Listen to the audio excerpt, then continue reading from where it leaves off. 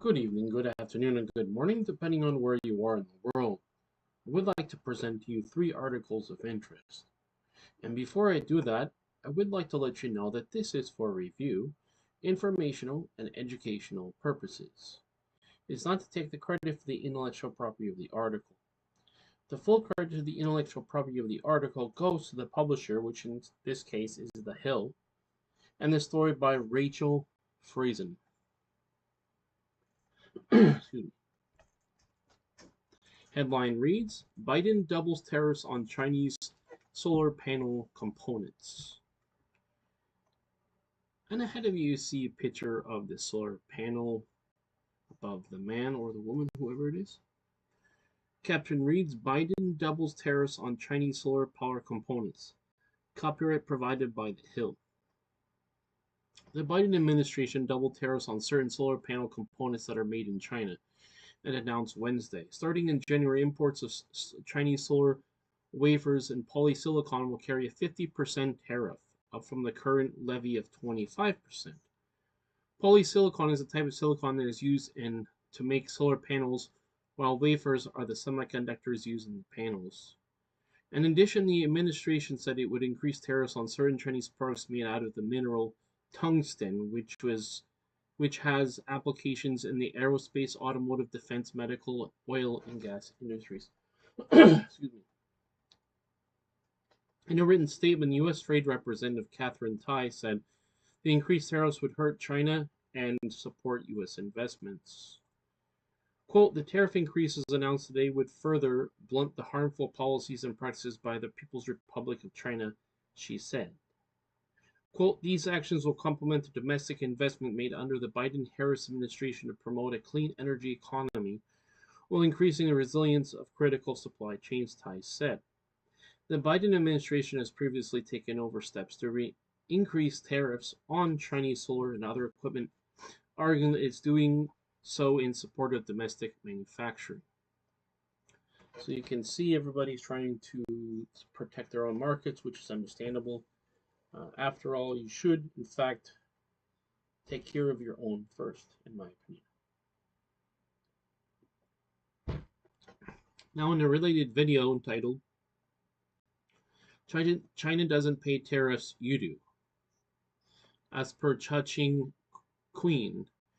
And this video will be available upon publishing of this review, but not on YouTube, as YouTube does not allow links to articles in its comment section. So what I'll actually do is I'll put the name of my Rumble channel and the link to my Rumble channel. And what you'll do is you'll copy the link that's in the comments section of my Rumble channel. You'll copy and paste that in the URL bar, and then you'll be able to watch this video accordingly. Now let's move on to the rest of the article. More broadly, administration has sought to make case that the climate action and job growth can be compatible, and has sought to encourage domestic manufacturing of climate-friendly energy sources. In addition, the administration has found that forced labor is used to produce Chinese polysilicon. A group representing U.S. solar manufacturing companies praised the latest move from the administration, but also called for further action. Quote, if an important precedent that a 50% tariff will soon cover the whole solar module supply chain in China, unquote, said Mike Carr, executive director of the Solar Energy Manufacturers for America's Coalition, in a statement.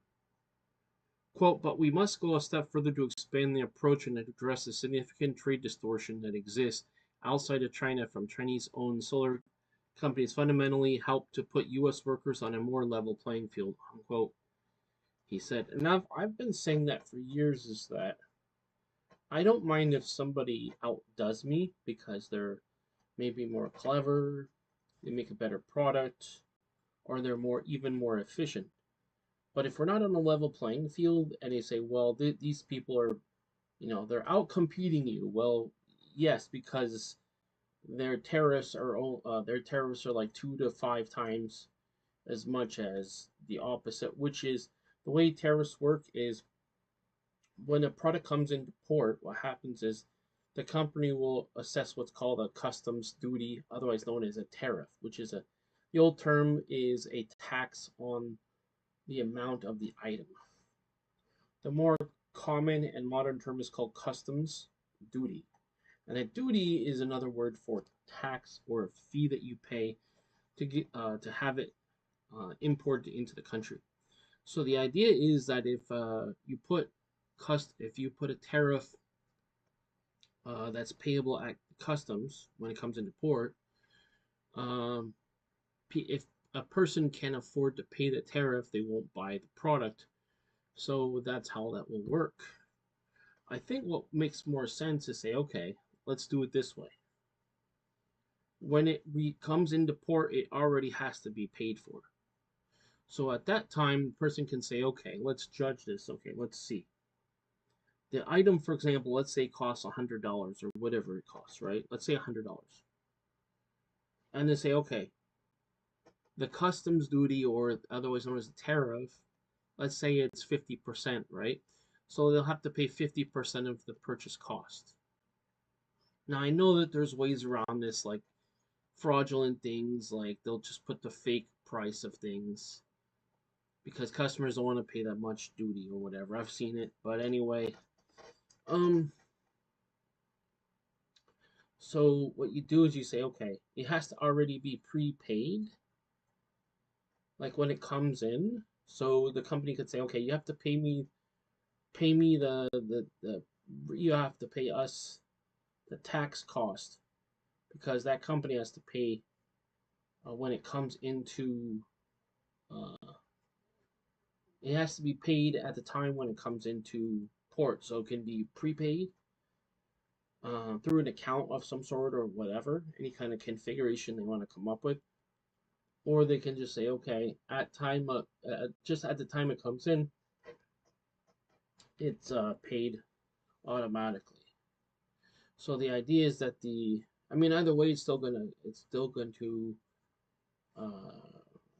it's still gonna be paid more than likely because the company's not gonna want to eat the cost. Is the customer itself, who's like the retailer or the distributor, whatever their role is, they will pay the cost to the company, but the company itself in other words, there has to be a proof that this payment was made in advance. So the idea, but in this case, what it is they pay it when it comes into customs. So some items have this customs duty, depending on where it is and what it is. So let's say it's a letter or some like whatever small item. Uh, Either it's paid in advance through the postal service or whatever, meaning if it's not already paid into some account or whatever, or even the shipping company. The government will get it from one of those people, the shipping company, one of those. And if it's not paid, it just is rejected. So whatever. So the thing is, that's what it is. And the thing is, they have favorable shipping because they're considered a developing country, even though they're one of the richer, at least maybe not so much anymore, but they were considered one of the richer countries in the world. But they have this developing status because technically they have poor people and all this other stuff. But the idea is that in reality, their buying power is only as strong as the government because a lot of these companies, if you have over a certain amount of employees, especially in tech, you have to have a CCP member on your board, which effectively means the government's going to take over. Okay, so and then if the government wants to push something rightfully or wrongfully, what they'll do is they'll subsidize it. So let's say, okay, so for example, whatever X cost is, they'll pay up to a certain percentage of that cost. Okay, so that's what it is.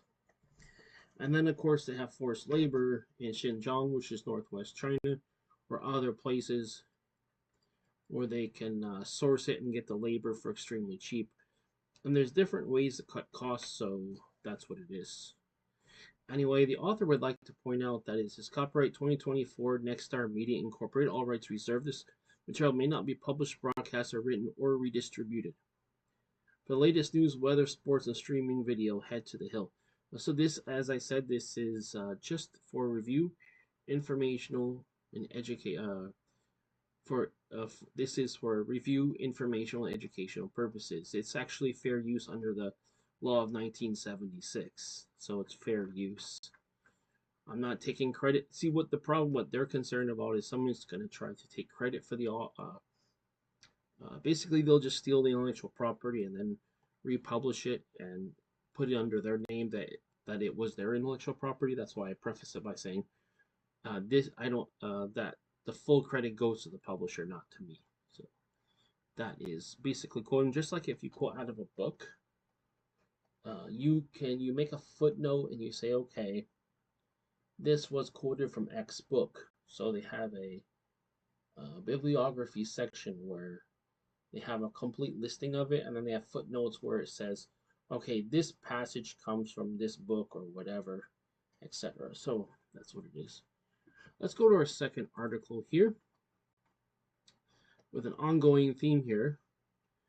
Before I read the second article and review it for you, I would like to let you know that this is for review, informational, and educational purposes.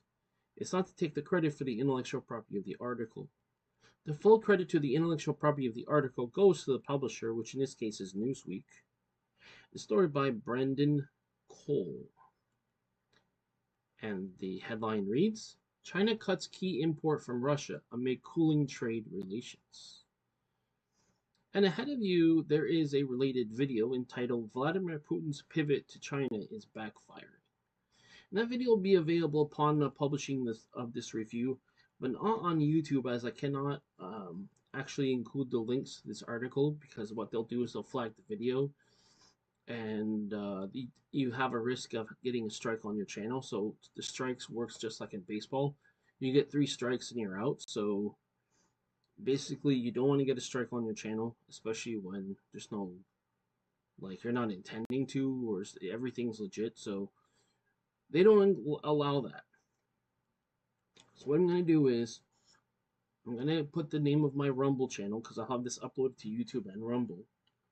I'll have this upload to my Rumble channel, and on my Rumble channel, in the comment section, I'll put, well, first of all, in the YouTube section, first of all, I will put the name of my Rumble channel and the link. Now, when you go to my Rumble channel, either you go to rumble.com, put the name of the channel and the search, or you can just click on the name of my channel itself and go there, whatever you prefer.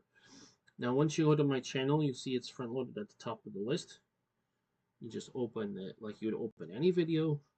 And notice in the comments section, we'll have the links to it. Once you go to links, what you're going to do is you're going to copy. You're actually going to select, copy, and paste the links. For each individual link, what you can do is put it in the URL, and you can be able to open it. And then from once you have that open, you can watch the video. Actually, pause this here. China is buying less coal from Russia than last year. Data shows an elastic signal of trade cooling between the two countries. China's purchase of Russian coal fell by 21% year over year between January and the end of November, from $13.3 billion to $10.5 billion.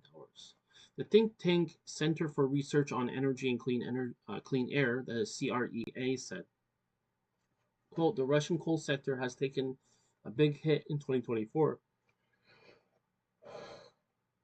Excuse me. Vabidhav Raghanan, a EU-Russia analyst and research writer at CREA, told Newsweek in a statement on Thursday, quote, Russia is incredibly dependent on sales to China, which, despite falling this year, still make up 45% of all Russian coal export earnings. Dip is part of an overall decrease in Russia's coal exports to all countries, which have fallen 23% in 11 months of the year in November, from $30.3 billion to $23.3 billion. And ahead of you is a picture of this such coal machine. Now, the ironic thing, or interesting thing, of course, is that Russia buys coal from China, and guess who China buys coal from? Australia. So you see there's sort of a, I don't know if it's a related supply chain or if it's just an independent supply chain, but that's what it is. The caption reads, the illustrative image from September 5, 2022 shows a coal terminal from the far eastern Russian port of Vladivostok. Kirill Koristiev / Getty Image. Copyright Kirill Koristiev Images. Ragadan and the Russian coal sector has faced rising costs in production paired with a fall of the price of coal. Logistics challenges such as restricted access to rail capacity and unprofitable shipments via terminals have contributed to fall in profits. Quote, China's introduction of duties on Russian coal has made it less competitive as the other suppliers such as Indonesia and Australia, who are part of the free trade zone with China and not affected by duties, the analyst said. Ragahunan told China's total import of seaborne coal rose 8.6% between January and the end of November, but the quantities purchased from Russia fell significantly. Quote, a drop in the investment of Russian coal industry is expected to fall by around 30% in 2024, which shows a bleak outlook for the Russian coal industry, he said. Newsweek has contacted Russia's finance ministry for comment via email. Notice how they're crediting Newsweek, even though this is not Newsweek, I believe. Is that right? Oh, it is. Excuse me. It is Newsweek. Excuse me. So, Russian President Vladimir Putin has repeatedly boasted that the country's economic relationship with China after markets dried up following Western-led sanctions stemming from the invasion of Ukraine. But the drop in Chinese purchases of Russian coal adding up to growing questions about the country's, quote, no-limits partnership following the record $240 billion trade in 2023. Moscow is struggling to sell its natural gas to its neighbor, and Chinese banks are increasingly jittery about working with sanctioned financial institutions in Russia after the latest U.S. Treasury Department sanctions on more than 50 Russian credit institutions. Here's the thing is, there is a global payment system where international transactions happen. It's called SWIFT. And so what they go through this system for international payments, and guess what they're using? They're using the US dollar.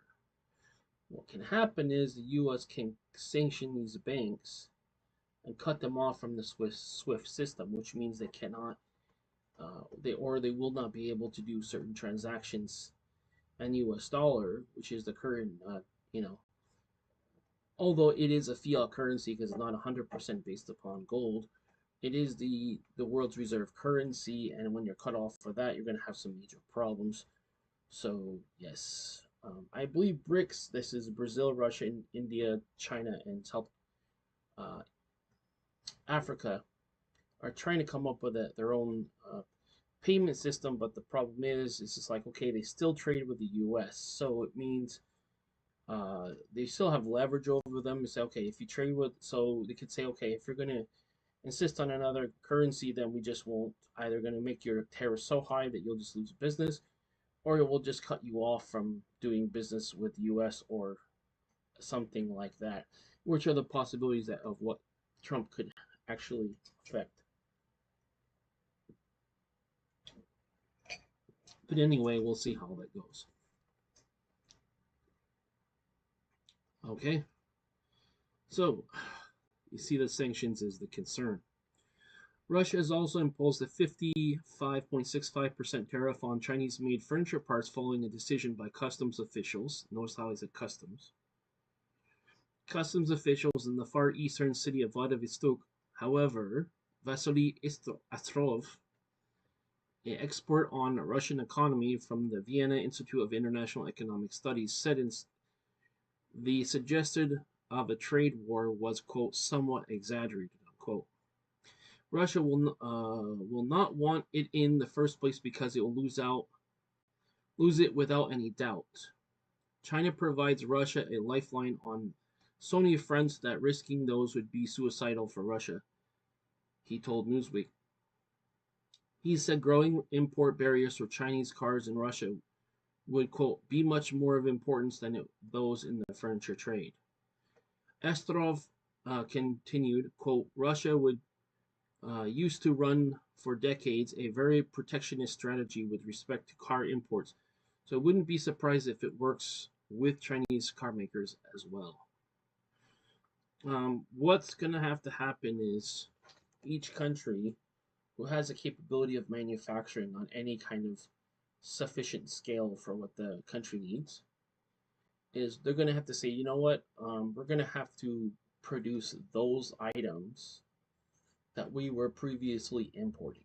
Okay. So when you do that, you become short of maybe the originator supplies. So like let's say the raw materials from the originator. So besides that, they will be independent and they'll be able to produce their own.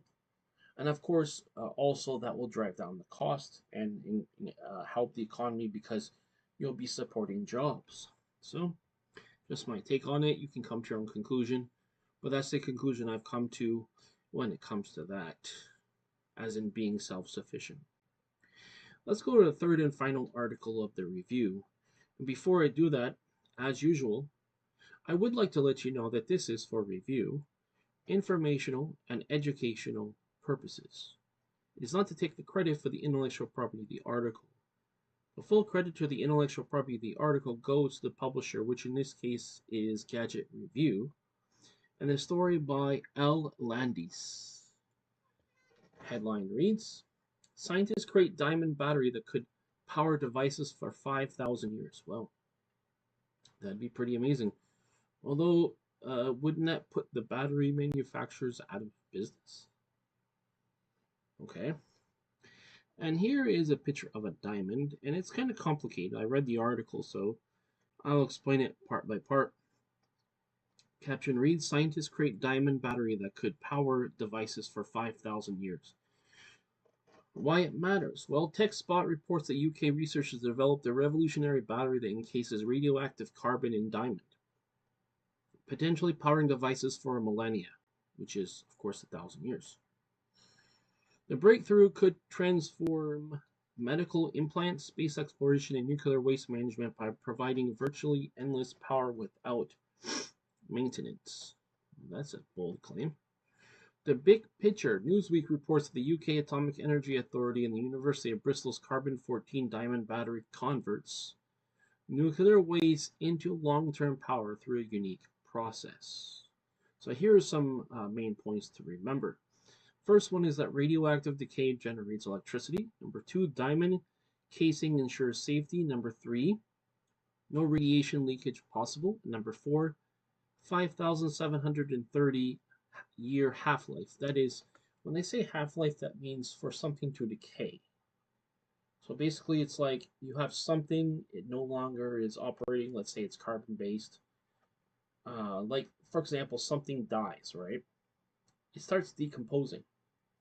So the decomposition process is what they call half-life. That means how long of a time does it take before it decomposes into carbon itself, okay? Remember, carbon-based things are not just carbon, but other things will decay. So that's the decay process. How long will it take to do that? Medical impact. The technology could revolutionize medical implants in 3 different ways. Number 1, eliminate replacement surgeries for pacemakers.